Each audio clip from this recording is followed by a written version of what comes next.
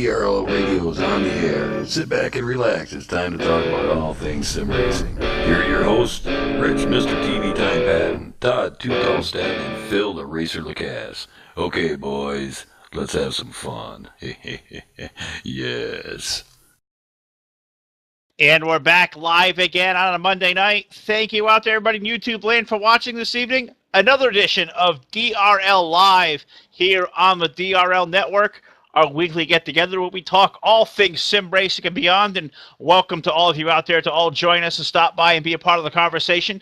Find DRL Live in the DRTV section in the SRA TeamSpeak, at what we call our home, the IP listed on your screen.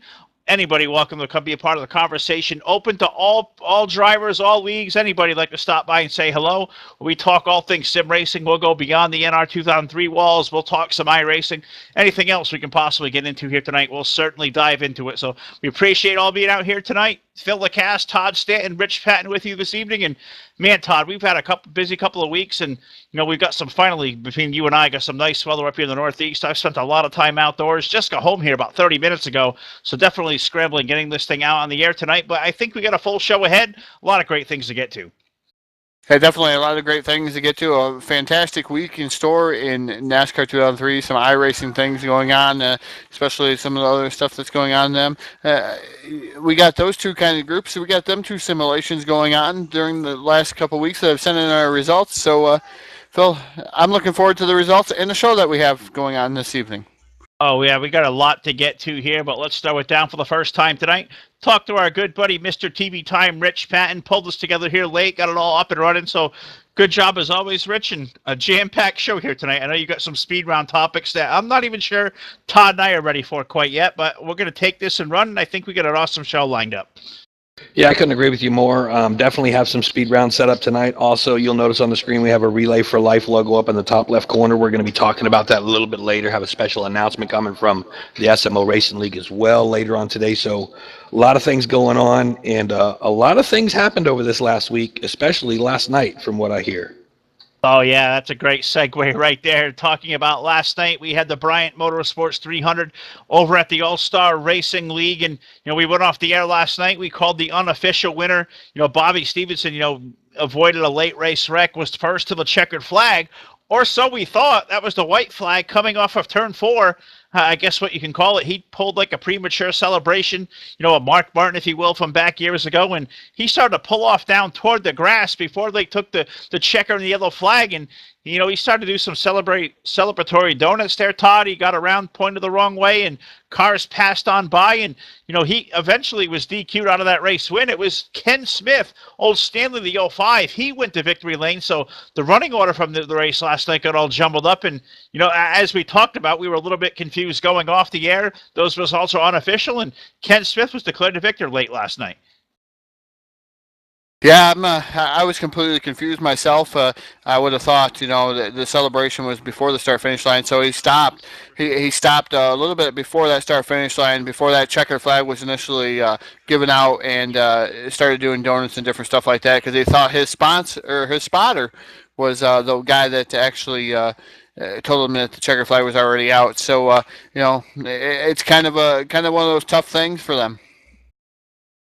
Oh. It certainly is, and I've thrown races away that way before. I'm sure Todd may have thrown races like that way before.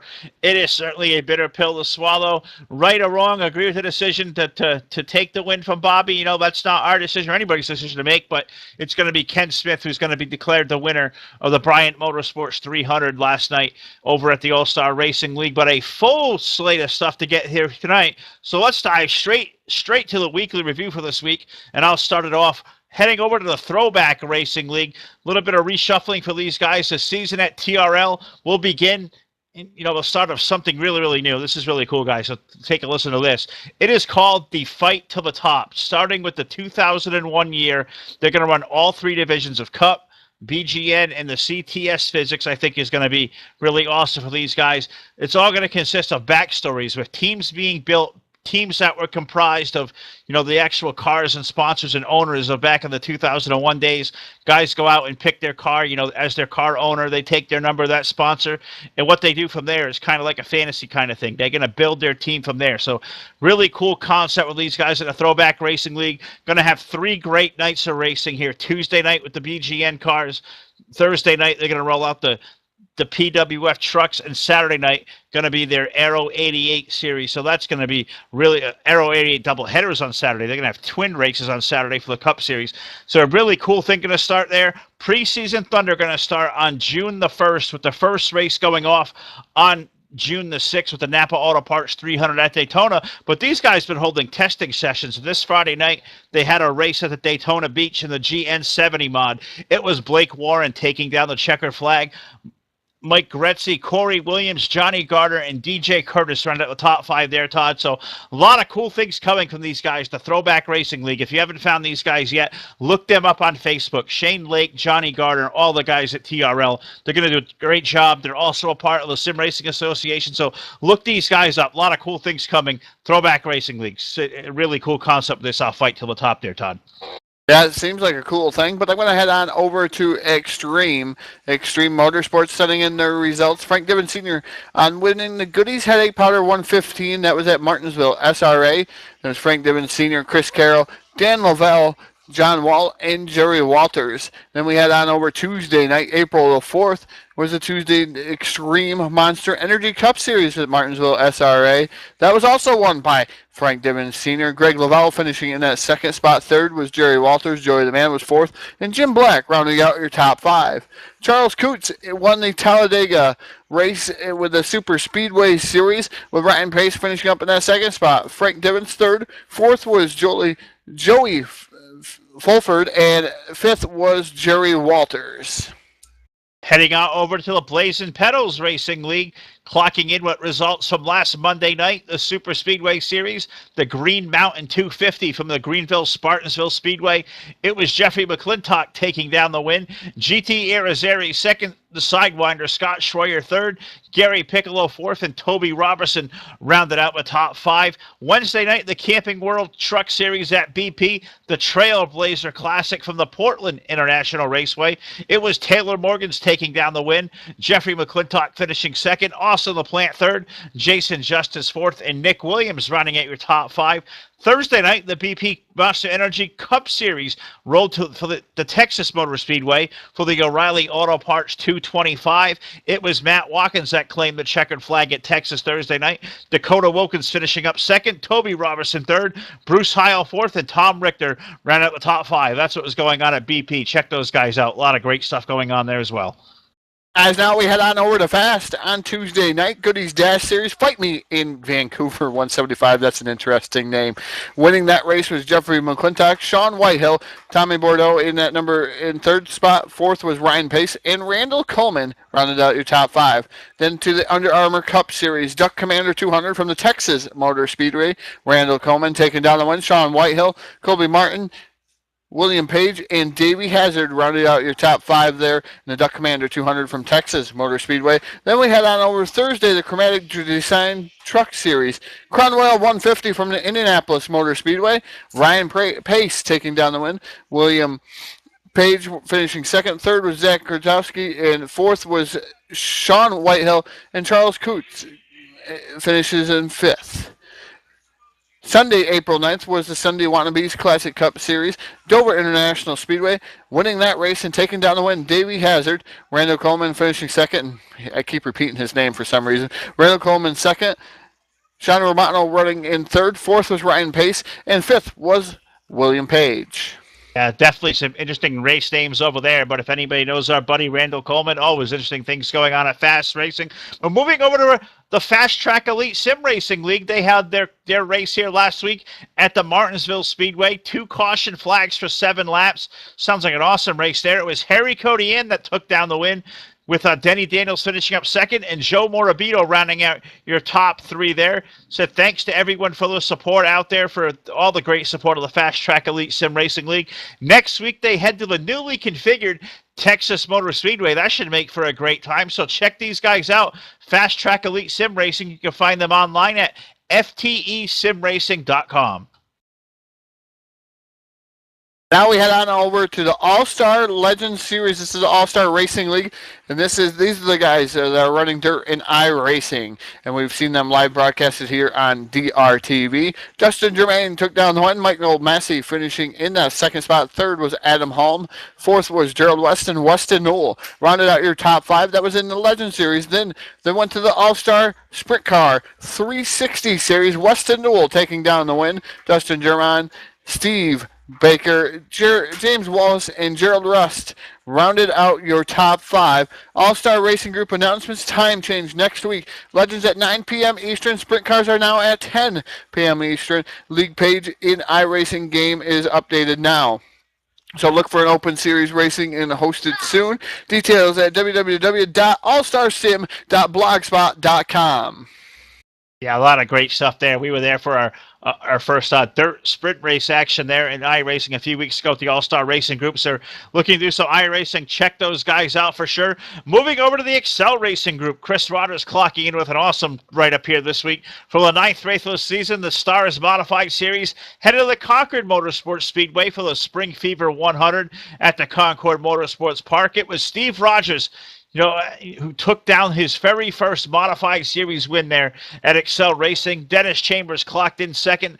Brandon Lawson finishing up, Kyle Lawson rather finishing up third. I don't know why I wrote Brandon. That was Kyle Lawson third. Dan Yeager fourth, and Chris Brown rounded out the top five.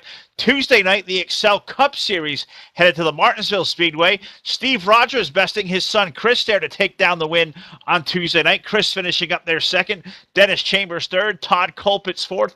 And Terry Bombard rounded out your top five. One night later, the Grand National Series headed to the Darlington Raceway for race number 5. The Lady in Black did not play nice as it wreaked havoc on the series drivers, but it was Kyle Lawson and the Folgers Chevrolet on the pole and went off to dominate much of the race, leading 64 of the 92 laps, rather. Lawson taking down the win there in the Grand National Series at Darlington.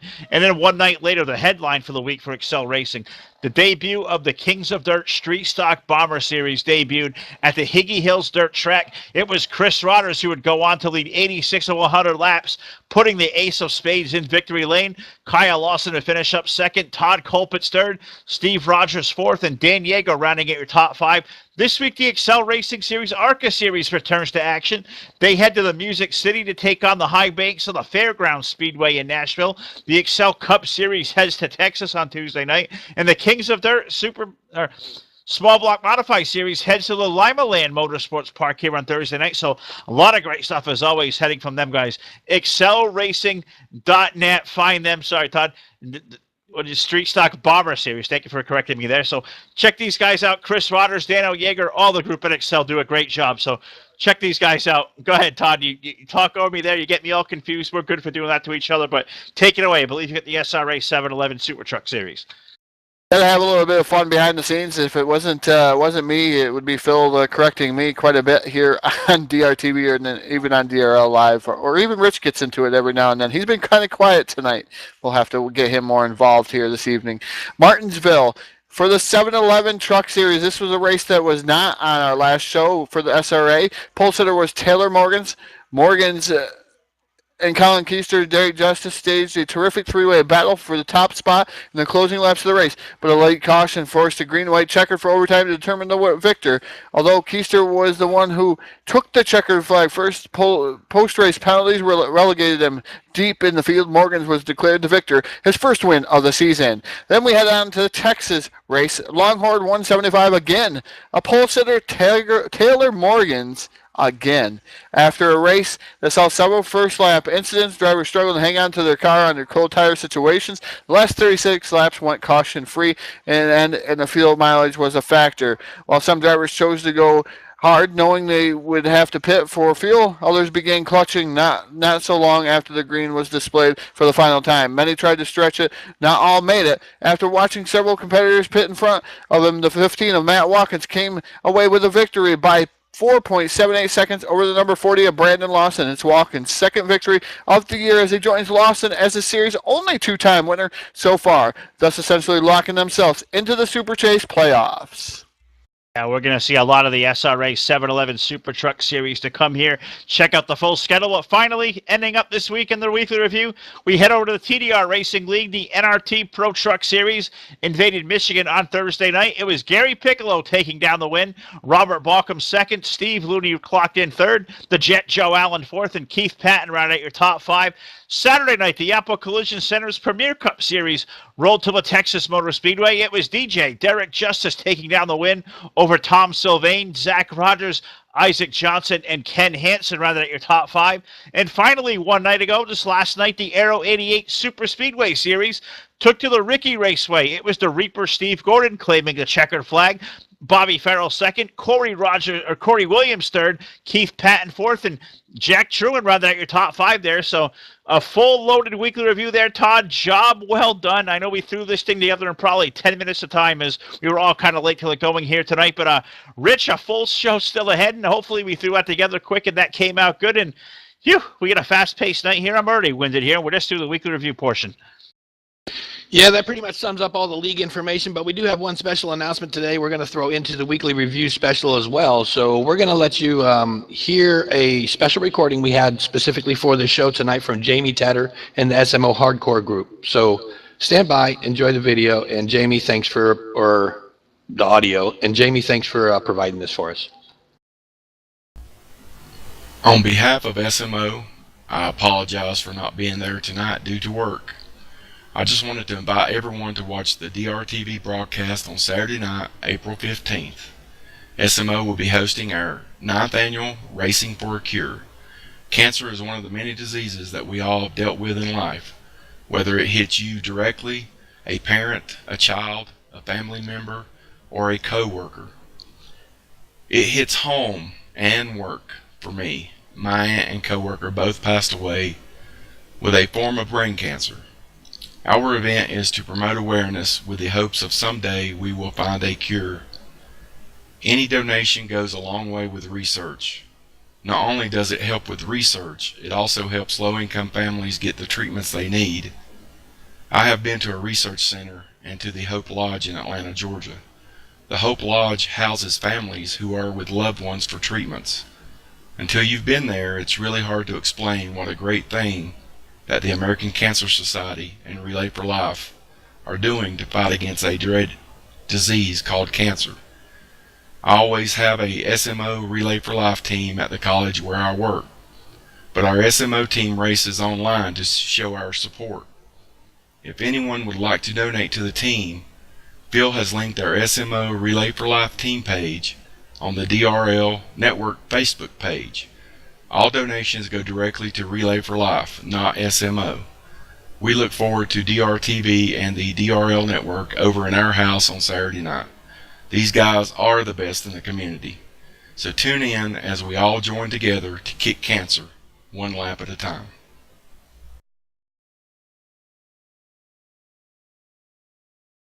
And there you have it. Words from Jamie Tender and the SMO Hardcore Group. We really appreciate Jamie throwing that together for us. And if you guys have it, are looking for any information, by all means, get over to smohardcore.com and see what they've got going on over there. Also, a link for the donation page for Relay for Life is down in the description of this video on YouTube.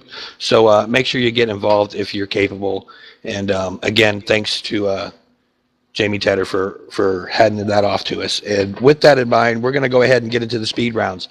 The way the speed rounds work, for those of you that have not been here to DRL Live before, usually I throw up 2 to 3 different topics to the guys, and they have a timed 5 minutes to donate, or to donate. I don't see a Todd post on the YouTube thing.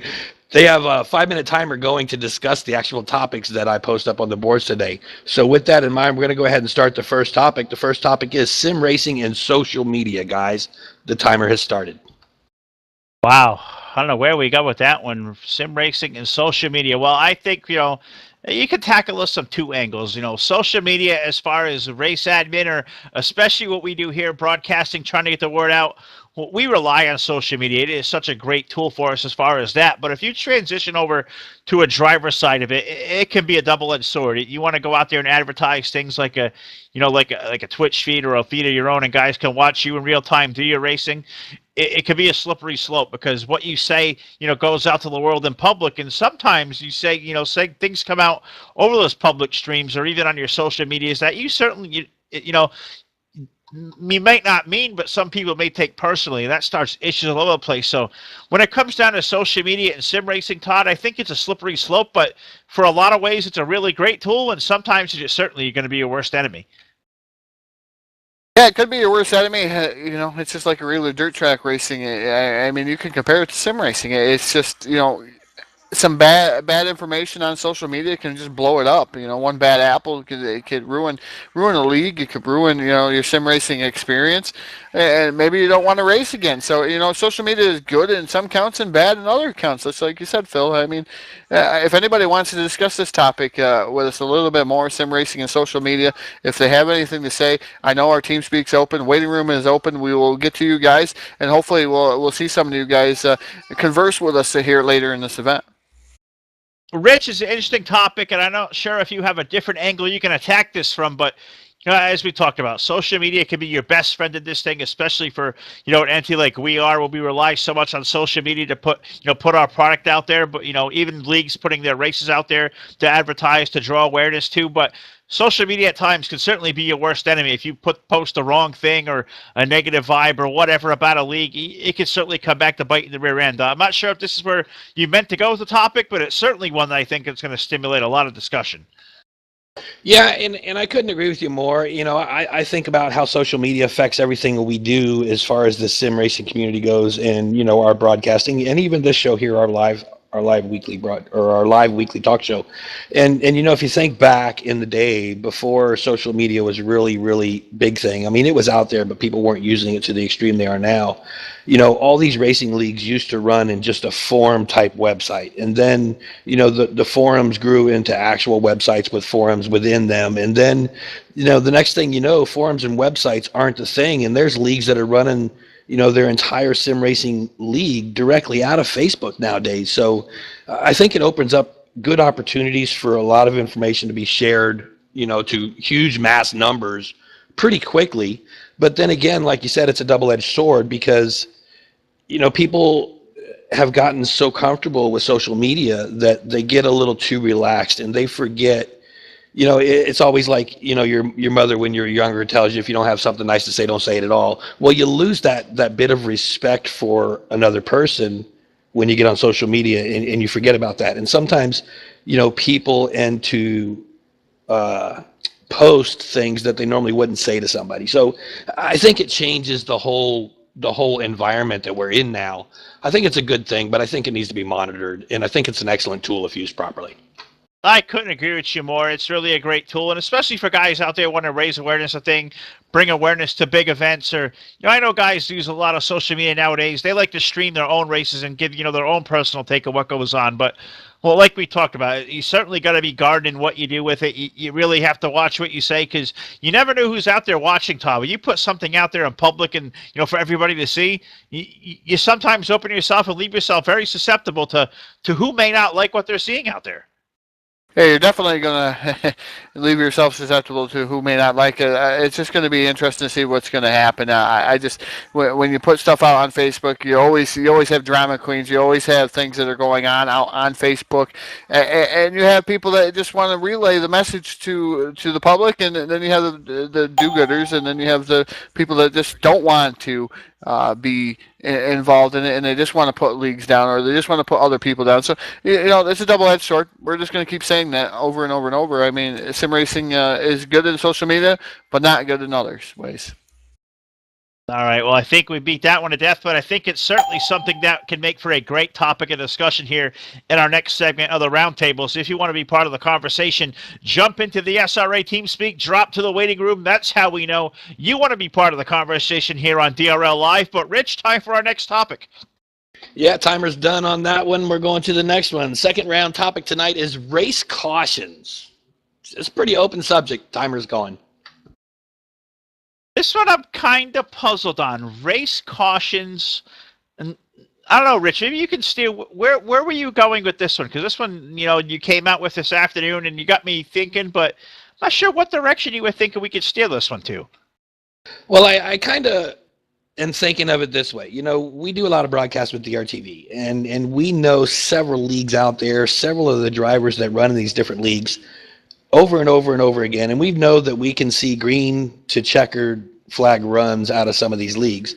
But when they get on TV, I'm not sure if their nerves get up a little bit, they get a little too tense, they're not thinking straight or whatever. But then, yeah, they're watching the broadcast. You just never know, right? So I'm kind of wondering, how does a league clean up race cautions when they get out of hand, when they're not used to having cautions? Well, it's such a slippery slope there is what we're talking about. So you certainly came up with some good stuff tonight. But, man, to think about, we've seen, hundreds of races here on DRTV now. We've seen a lot of great ones, but we've seen some doozies where we've seen a lot of yellow fever, as we call it. But, what's the culprit for that? And, Todd, I think it's just that. I mean, you're on DRTV. I mean, you're in the big time in any kind of broadcast race, but especially one that we put under the spotlight like we do and shine it like nobody else can. I don't know if that adds added pressure, added excitement, but it may lead guys to take unnecessary chances and try to make them do-gooders. They usually say the guy that runs up front gets all the attention, and we say so many times you can't win race on the first lap, but you can certainly lose them on the first lap. Well, you certainly can, and Phil, the race cautions, it's, like you said, slippery slope. It's hard to handle something to handle with some of the stuff, because you just got to be able to you could beat them over the head with a stick. I don't know how many times, and they're still going to make those types of mistakes. I mean, you're in the limelight. You want to do good. A lot of these guys are listening or tuning into the broadcast. They may not be physically watching it, but I've seen some of them watch it during the broadcast. I've heard them listen to their name when their name gets all called. Maybe they're getting jittery and seeing that, and I always go back to like a real racetrack scenario. You don't hear them talking about you outside as the announcers are announcing or videotaping it. You're getting videotaped, but you concentrate on the race at hand. And I think a lot of that is, it is a simulation. You can have multiple computers going at the same time. You can listen to the broadcast. You can do whatever. But the distractions that are maybe in the home versus a real racetrack is a lot more. No, it certainly does. And I'm not sure how we could ever, curb that, the way of waves of yellows we may see. But I leave it to the leagues. I know a lot of leagues out there, do a lot of practice races and a lot of time trialing and, tests and tunes for broadcast races. So, it's not definitely a lack of effort and to put, as far as an administration side of thing, when you put a great race together in a big event, you promote it, you put so much of your heart and soul into it. And sometimes it works out, sometimes it don't. But, I think we're going to see a lot of green flag racing here in the next little while. I know we got a lot of great races scheduled, and I'm not sure how the best way is, we can say, Rich, to curb the caution flags, but, I mean, it's all just part of racing. Some nights you feast, some nights you're famine, some nights it's your night, and some nights we just can't seem to get out of each other's way. Yeah, I hear you there. I got to give hats off to Charles in the YouTube chat box. He says, I like to get in front of Justice and drive crazy because I know people are watching. We all know Derek Justice streams his races. I just couldn't stop laughing, Charles. That was a good one. But yeah, back to your point of the whole race and the cautions and everything, what you're saying, you leave it up to the leagues, of course. But I remember back when I was running my league and, I paid for a broadcast race. And this was many, many years ago when RLM TV was still running. And Matt and the gang over there was doing things. So I paid for a race around I forget. It's a big mile dirt track. But anyway, if you remember, whatever. And, the whole race, every driver in my league was communicating. I'm going high. I'm going low. All right, you go ahead. You got to run. They were all paying attention to each other on the track. And it was very, very impressive racing for a broadcast race. And it's almost like they were proud because they wanted everybody in the world to see what the league was capable of doing. And the drivers did this on their own. I don't know if it's they look at a broadcast as if we're showcasing the league, or if, gloves off, this is a race, I'm competitive type of thing. I don't know where the right way to go there is. Well, it's certainly a great discussion point as well. Make that part of our speed round topics here tonight. So we're 2 of them in there, Rich. I believe you have one more topic for us. So what do we got? We do have one more. And it's just a simple question. Why do we do this?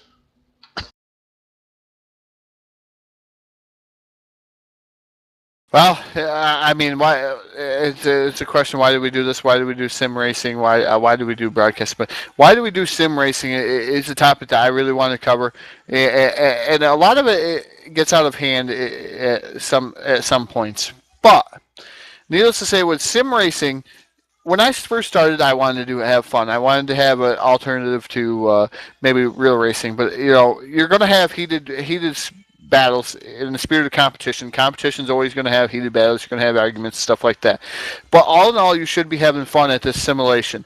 And if you're having fun at this simulation, then that's great. But the time that you stop having fun, you probably should not be racing this simulation anymore. Any of these simulation games, you probably shouldn't be racing. You're just going to bring down the other people that are out there. And that I've seen that a lot of times. Time in and time again. I mean, you see certain leagues or certain, and I'm not going to say leagues to beat them to death, but over the years I've seen certain leagues fall because, they don't have fun anymore. The thing about this simulation is to have fun. iRacing, whether it's iRacing, whether it's NASCAR 2003, whether it's R Factor, you guys got to go out and have fun. That's the name of the game. Yes, you have rules. You have to have rules in simulation, or else people are going to be crazy fun and start taking each other out, and it's going to turn into a demo derby. And that kind of racing is fun too, once in a while. Maybe just to have a demo derby, just to get some of your aggravations out on some people. But when's enough? If you got rules and stuff, and say somebody wins a race and you take it away from them, I just, when's enough rules? I mean, a lot of these leagues have pages upon pages upon pages upon pages of rules. Why do we need so many rules? You're going out to have fun. It's a simulation. It's a game. I mean, you don't have to have that many rules to go out and have fun. And that's the biggest thing with me with simulation and why I do this is I'm out here to have fun. And if I'm not having fun in that particular league, I'm just not going to race there. Woo! How about that for Todd Stanton this week? Coming out firing there. We call that a speed round topic, but that sounds like a good old-fashioned hot take, and that it's all a great point here, Todd. You said simulations. We are out here to sim race, to have fun, and as you said, some guys take it way, way too seriously. I think everybody's seen that. At some point or another, somebody gets in a wreck on the racetrack, and mistakes happen out there. We're all racers, but I don't think any of us go out there with the intent to ruin somebody's night or to treat somebody unfairly or whatever. But some guys get way oversensitive about it and take it way too far. When things like that happen, and it's going to happen to all of us at some point or another, I think you're just as guilty as I am, Todd, regardless of what simulation we're playing that night or whatever. I think we've all been hot under the collar at one point, but when it becomes one of those chore type of things here, Rich, it certainly can take the fun out of it. So why do you think we sim race? I think we're in it all to have fun, but is there any other preconceived notion out there to the reasons why we do this? Well, I don't know, if there are other reasons why they got out there, but my main focus is because, it's fun and it gets my mind off of other things. It gives me something to do when I have nothing else to do. Most of it's scheduled, so it's planned out. You can't spontaneously do it like you can a first-person shooter game or whatever other game you play on your computers. And I know a lot of people out there do that. They play the first-person shooters or whatever's, the hot game for the day or whatever. But, yeah, by all means, as far as the racing stuff, I do it because it's fun. I want to have fun doing it. I like hanging out with all the guys that I race with when I race. And, as far as this show and the broadcasting, we do that because we enjoy doing it too. It gives us a way to not necessarily get involved in the race, but get to watch a decent race, get to hang out with guys we know and see them have a good time and interact with people on YouTube chat when we can, just while we're doing this. So it's a good way to get away from what's local in your house, I think, and get your mind off of things. Well, certainly, great topics we have here to discuss. So I'm going to call out to all our viewers out there. You'd like to be part of the conversation, jump on into the SRA TeamSpeak, the IP listed on your screen as we continue to talk all things sim racing here as part of this week's edition of DRL Live, the season finale, if you will, for us. We're going to take a couple of weeks off and reset, reprogram. I know a lot of us have busy lives outside of sim racing that is certainly going to encompass here on Monday night. So we're going to take a couple of weeks off. So we're going to call this tonight's season finale. So the chat room's been busy. The waiting room in TeamSpeak is open now for anybody to be part of the conversation. I see a couple of guys down there. So without further ado, Rich, I think it's time for this week's edition of the Roundtable. Yes, it is. It's time for the roundtable as we move down into this section. I know we've got two guys in the waiting room right now to bring them into our channel. So we'll go ahead and get Hot Rod in here and also Jack from TDR as well to join the conversation. And I want to welcome Jack and Hot Rod to the conversation, guys. Welcome aboard tonight. What's going on? What's up? Good to talk to you, fellas. Glad you stopped by. First, Jack, I'll go to you as the owner of TDR. What's on your mind tonight? What are you thinking of the topics this week, and what direction you want to go with it? I don't know. You don't want to ask me why I do this because I don't know. Well, how about you, Hot Rod? It's been a while since we talked to you, buddy. So good to have you back aboard here tonight. I know you've been out there on the road busy, but great to have you here once again. What's on your mind, bud? I was just wondering if you guys knew where I can get a hot sandwich to go. Well, I don't know. I'll pass that to Todd. Is there like a Blue Ox store they can maybe get that sandwich at there, Todd? I don't know. I think right now, I'll say 38. You probably could stop by and get a Cordon Bleu chicken sandwich or something to that effect. Maybe even a cowboy burger. So what do you guys, honestly, guys, what do you guys think of tonight's conversation? We talked about a bunch of different things as far as, sim racing and social media. We talked about, the whole factor of the race cautions and this most recent topic that Todd brought up. Why do we sim race? So what are you thinking of all this, Jack? Where is your opinion lie in any of these topics? Cautions are just, I don't know. I mean, it seems like when you guys do broadcast the race, there is more cautions. Why, I don't know. But, uh, and why I do this, I don't know. I had hair when I started this league. I don't have any more. So I really don't know why I do this. That's great. There. I agree, Jack. I came into this almost 10 years ago alongside with you, and I at one point had hair and wasn't gray and wasn't falling out, and years later and hundreds of sim races later, broadcasts later and whatnot, I'm right there with you, losing mine as well. But one guy's certainly not at a shortage for the hair there. Hot Rod, I mean, you still got a full head going on there, so you've done something right to preserve yourself there, brother. Yeah, he's bald. As a cue ball. And also joined in the conversation tonight, our good buddy Randall Coleman dropping by. Randall, what's going on, my friend? Oh, not a whole lot. How are you guys? Now we're doing great. Not sure if you heard all the great speed round topics here tonight, but where do you weigh in on any of these subjects we discussed here? Well, let's see. The first thing I wanted to hit on was when Todd was talking about the rules and stuff, or why we do this. First, it is for fun. I think everybody out there who's listening will agree that you get on here and you do it for fun. But you also have leagues out there that want to do it, from a competitive standpoint. They want to, be able to race against each other, and you go out there and you try to win. So the rule part of it, you have to have rules regardless. Maybe not as strict, some are laid back and whatnot. But the sad thing that I found out, and I'm sure that you guys who run leagues and stuff have seen it too, is someone always finds a loophole. And then you have to add another rule. And then you add another rule.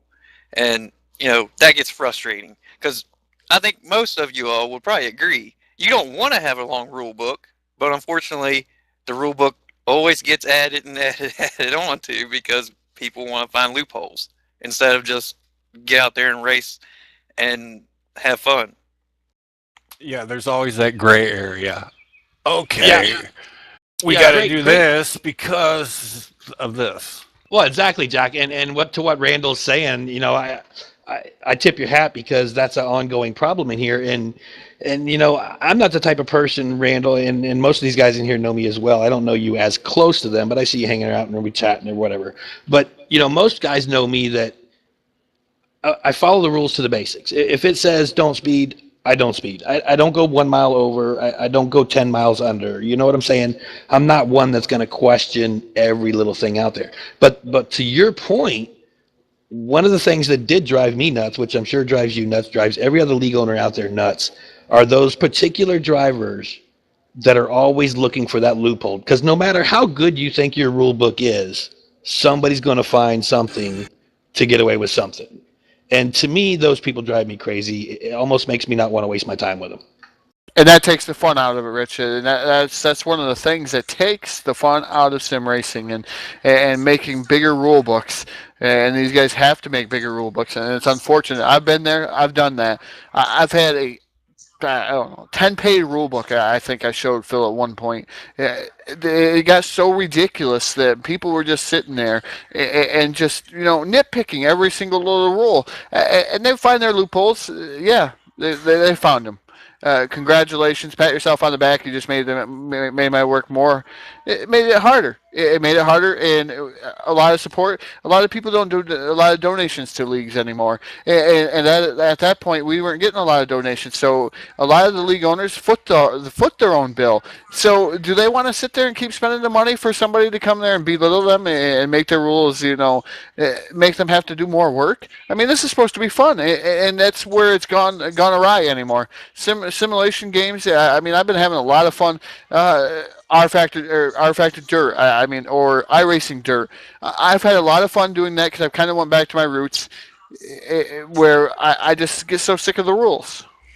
Yeah, it isn't any fun being an owner anymore. You're right about that. There's still not a pay window when the race is over. You're still not getting paid, so It's sad that we even need a rule book. And that's a great topic there because we go back years ago. as far as, I know when I came into TDR, I know we all raced at TDR, a lot of us guys for a long time, but I remember back in the day where things were just really simple. The game police, especially in our 2003, it's been around 15 years. We've all played it for so long now, but the game, imperfect as it is today, it still does the job. And there's leagues out there that can certainly go out and let the game police itself. And it still does the job, and it can still serve you well if you choose to go that route. And back in the day, Jack, it made this such a simple way of life for us. We did things that way. Yeah, it was like the one rule was race the way you want to be raced. And it's one of those rules that's gone tried into. Randall, chime in on that before we move on to our Q&A session. Well, the other thing I want to say, too, was the other reason why I was going to say the reason we do this is to interact with people all over, Canada, the U.S., Mexico, South America, over in Europe. I know there's some racers who race over there. We do it to meet new people and, make friends. Because ultimately, at the end of the day, you're always not racing every single night. So but you're still interacting with them guys, and you're building friendships and bonds that last, outside of racing. And I think that there is another thing in itself. Being able to do that makes it, a lot better on, from a standpoint of outside of racing. No, I couldn't agree more. I'm going to take this opportunity as we move toward our Q&A session. I'm going to, open the team speak out to anybody want to come by and add any new flavor to this conversation whatsoever. But, just chiming in, and I think, Charles, you'll appreciate this. I know Hot Rod and Jack will as well. But your buddy Charles out there in the chat box says, if you don't have a rule book, you have the NR 2003 equivalent of monkeys flinging turds at each other. And that's a pretty good assembly right there, I got to say. Yeah, I get one. That was a good one. Go ahead, Hot Rod. I know you're right there. Yeah, I want to get back to the caution thing. Especially with the TV races. I've admin them. I was eye in the sky for a long time watching them. And in practice, these guys could run 50 laps in a 20-car pack and never touch each other. But as soon as the green flag falls, the camera light gets turned on, bang, it's nothing but, rookies and noobs all over again. No, it certainly is. And this is a great conversation. You got more there, Hot Rod? I love where this is all going. Yeah, to me, it just, what is it about, we're going on TV now. Okay, now let's act like a bunch of noobs and get a bunch of airtime. Well, that, to me, it's stupid. How can you run in a pack for 50 laps in practice, never touch a person, everybody's running clean? Like Falls, we're back to Noob City. It just baffles the mind. Do a barrel roll. That's right, do a barrel. I think we're loaded here with hot takes up here in TeamSpeak here tonight with this section of DRL Live, now into the Q&A section of the round table here. Anybody like to drop by if anything else to add to the conversation? This is last call to do so. We'll try to transition on anything else. But guys, I'm so glad you're up here aboard here tonight. Of the three up here, anything new you guys got to add to the conversation? What's on your minds here tonight? I have a great question for you guys. All ears, buddy. What is it? What is your take? And I guess this would go towards the guys who admin leagues. What is your take on running actual NASCAR tracks in your league, or running a mixture of fictional fantasy tracks? Are you for it? Are you against it? Is there a reason why you don't like them, or is there a reason why you do like doing that? Loaded question. And as a guy who, acts as race director and makes a lot of schedules and admins a lot of races, I love the flavor of going out to fictional tracks and having a different spin on things. You'll always see something, at my home league, if it's a series I put together, as far as, doing something off the beaten path. And I know Jack has said this 100 times before. Everybody out there, when the calendar year has come out in February, everybody in some point or another, all leagues out there always follow some kind of real NASCAR type schedule, or a touring series schedule, if you will. And it makes the work easy for us. It gives us a night and a schedule to follow, and takes a lot of the brain challenge out of it. And at that point, you're just kind of picking versions of the racetrack. But when it comes down to different types of series and wanting to do something completely different and not beat a dead horse running the same track 3, 4, 5 nights a week, I think fictional tracks certainly are a cool way to do so, and it just gives a different variety, and sometimes variety is a good thing. Oh yeah. How long have we been running the NASCAR schedule now? 10 years. Oh, it's probably been long beyond 10 years, but probably that long. And so yeah, I like them both. I like doing the schedule because it is easy in following NASCAR, but I also like to do not just other stuff because I don't like, as you know, I don't like running the same track 12 times a week. Now, Rich, as a guy who ran a league for a long time, where do you stand as far as fictional tracks? I think they certainly have a place. They can provide some of the greatest racing we see out there in the entire community, and it's a crying shame that we don't see a lot of those fictional tracks come to life to us in a broadcast form. No, we don't. And I'll tell you, back in the day when I was running my leagues and everything, one thing that I would always do is we would have special event races on oddball tracks. And one of the biggest things we did is we took Cup cars, Gen 6, whatever it was at the time, with Cup physics and put them out on the dirt mile oval track and had a high-speed dirt race on dirt. It was the funnest thing we ever did. Another thing that we did that was kind of outside the norm is, I don't know how you guys feel about this track, but Pigs Creek is one of my favorite tracks. It's wide, it's big, and 250 mile an hour drafting side by side all night long. To me, it's good to get out and do something a little different, but I always look at the track to see what kind of racing it's going to be. If it's going to be a track where everybody's going to have fun on it and be a good race, then I'm all for trying odd things. And we even ran a reverse, I forget what the track was, but it was almost a Daytona-shaped track, but it was in reverse mode, and it was a little bit bigger. And even that was fun, having to go, right turns through everything once in a while. So I think it's good to throw in there as long as it's a raceable track. Well, I mean, I'm going to tackle it from a dirt aspect. I mean, we've done a lot of dirt in TDR. We've done a lot of dirt all over the place, pretty much. But a lot of it, headed up a series with Martin and Jack and all these guys that we've, and Phil, of course. The dirt series wise, and we've ran a lot of fictional tracks. That Whiteside County is a fictional track. For those of you guys that don't know that, but it is a fictional track. It's not a real track around here. It doesn't exist. It may have existed at one point, I guess, but I don't think it has existed. I think it was just a fictional track that was made up. But we've had good racing there. I mean, countless times we do that Stonewall 75, and that's still not going away. That'll come back. But the Stonewall 75 for Jim Jackson, we've done countless races there, and we've had great racing, even on TV for that matter. I mean, the fictional tracks from the dirt aspect, it's great to see a lot of those tracks come out there, and even though they're fictional, you can go even iRacing USA Speedway. That's another. It's a fictional track. It don't exist no more, and then of course now they put dirt on it in iRacing that it really didn't exist back there. So I mean, it's interesting to see the different flavors.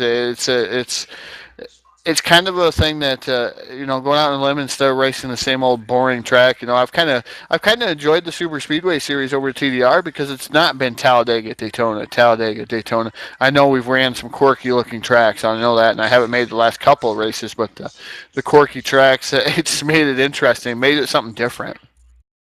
And Randall, I know you guys at Fast, you've ventured out to some really, different joints here as well here recently, and I think that's awfully cool to you. Oh yeah, we do that quite a bit. We even have in our cup schedule some of the, oddball tracks, and I know they were talking about Pigs Creek, and that's one of them that we ran in the past.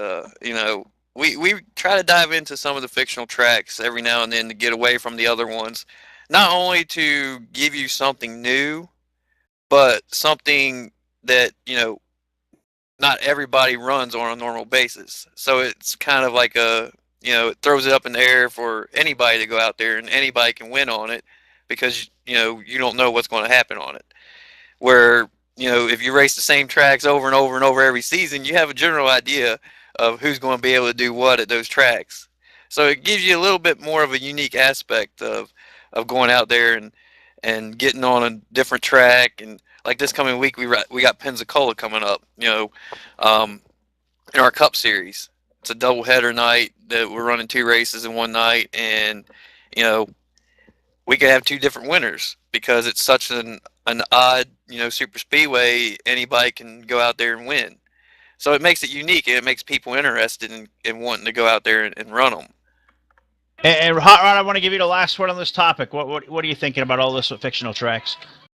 Well, I think they're good. Like, you need some variety. I mean, when you get tracks where you don't only turn left, when you got to turn right. I mean, it kind of weeds out the train drunk monkey racing. I love that. I knew we were going to train monkey somewhere. But Hot Rod, Jack, Randall, great to have you guys all aboard here tonight on DRL Live, and I'm sure we'll talk to you again here real soon. So thanks you guys for dropping in. Yep, no problem. Later, guys. All right, got Mike Ross there, better known as Hot Rod to all of us. Jack Chewin, the owner of TDR Racing, and Randall Coleman from Fast Racing joining us here. So an awesome group of guys here tonight. And man, Todd, we've taken this conversation in multiple different directions here tonight. And I know we got a lot of grief these last couple of weeks. So we've been all up on the iRacing dirt, but going back to our roots and art tonight, we've talked on an awful lot of conversations here tonight, and great discussion of these guys, as I figured it would be when I saw the three of them drop in. Yeah, they always got something interesting to say. It's you never know what Randall Coleman or Jack or even Hot Rod for that matter is going to say at all. And we made some good conversation here this evening. I appreciate them guys dropping by. All right, well, that's our word from Todd Stanton, who I think has certainly delivered an awesome hot take here already tonight. But, Rich, I believe it's officially time to move into the official hot take section of the portion of the show, where we'll close this evening's event. You are 100% correct, Phil. We're going to throw this now into the DRL Live hot takes. Here we go.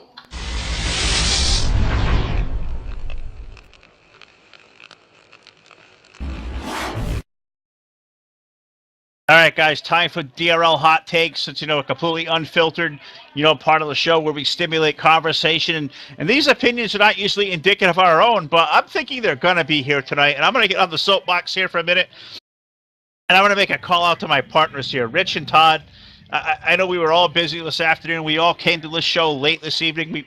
Todd, we threw that weekly review together in probably about 10 or 15 minutes time. Rich got the speed round topics all on us. So my hot take, guys, is even unprepared, we can still pull this off. But, man, let's get on the ball next time and maybe get this stuff done ahead of time, because I know Rich is in our ear, Todd, about 2 minutes to showtime, and we somehow pull it off, and we put a period on this first season of DRL Live. We've had 12 episodes now. We're going to call this a season 1 finale, take a couple of weeks off and regroup. But, man, this show has been a lot of fun to do. This talk format, it really fits what we do well, and we've got to talk to so many great people and cover so many different angles of things, and I think we come back here for next season. I think we're going to have a whole lot of more stuff. So in a couple of weeks when we return, we're going to have a whole lot more fun and a whole lot of different new articles to get to. Yeah, most definitely, Phil. I'm looking forward to it. We've had a lot of cast of characters that have come into our DRL Live waiting room. I'd like to see some more guys get involved into that, Phil. And, I mean, the prepared thing, I don't know if we're ever always going to be on time.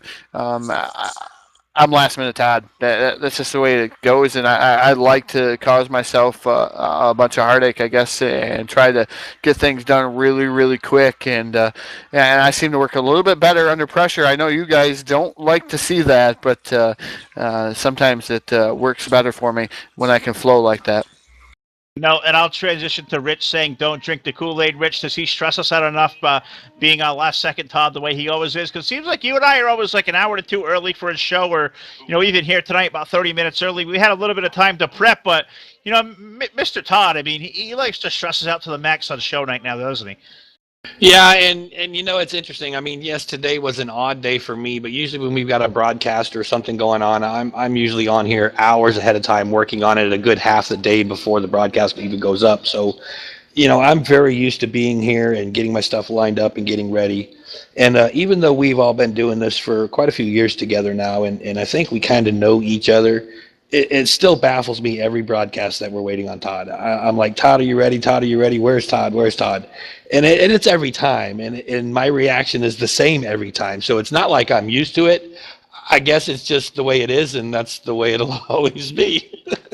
Well, it certainly was. Well, Thank you guys for being part of this tonight. It's been an awesome season. Thank you out there, everybody from YouTube land, for tremendous support we've got here. I know we committed Trade a Buzz here with our talk show format, DRL Live. Look forward to returning here in a couple of weeks. Going to reset, going to go enjoy some outdoor weather. I know it's a full-on athletic season here at my household, so I'm going to be chasing my kids all over the Northeast here as we venture into a whole bunch of different things here through the next couple of weeks. So I just want to say thank you out there to everybody, YouTube land, and all the support we get out there.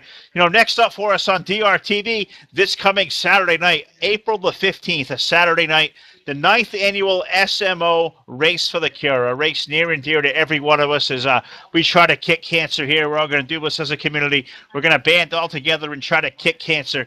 You can make donations now to the Relay for Life. The link for locate that is at the top left-hand corner of our home base, DRLNetwork.com. Every little bit going to go a long way. So if you'd like to join our team and the SMO team and the rest of the sim racing community and knock out cancer, it's touched every one of our lives in some shape or form. Head over to the DRL website now. Donations there to the link, and every little bit's going to go a long way. So until next time and next season, for DRL Live, for Rich Patton in the booth, a great job as always. And Todd Stanton, I know Joe Allen was able to join us for a few. My name is Phil Lacasse. I'd like to thank you guys out there again on YouTube land for all the great support, and we'll see you next time with a new season of DRL Live. Thank you and good night.